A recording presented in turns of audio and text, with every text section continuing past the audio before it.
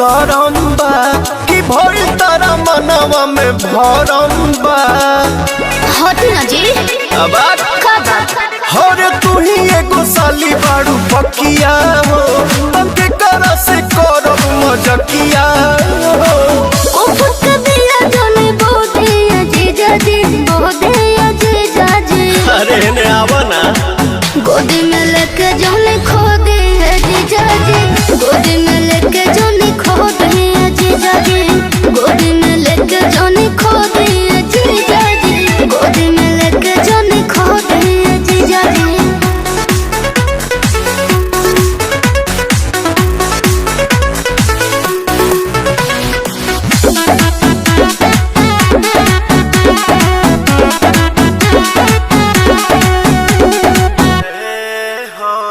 हट जाइबू का तू कोरा में से हट जाइबू का, एक बेर छुइए देनी ता बोला घाट जाइबू का।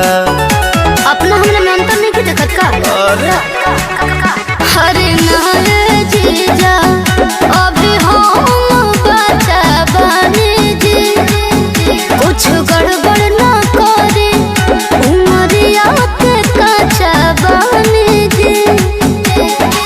ढेर जन गाल कोला गोदी जीजा जी, गोदी जीजा जी।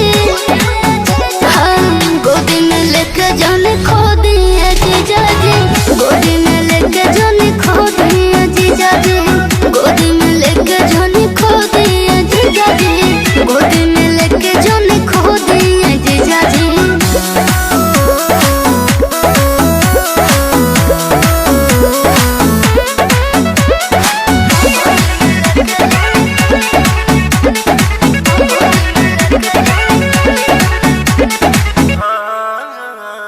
खुश करना तू मन मोरा खुश करना, बाटे बहुते बेचैनी महसूस करना। ए महाराज ई का कहतनी जी? आधा हक नु बारे। ओहो अरे रे पवन जी, देहियो न कोड़ दे जी, हाय खाते जोगाव विजय खाते छोड़ दे जी, नहीं तो दिल मोर रो दे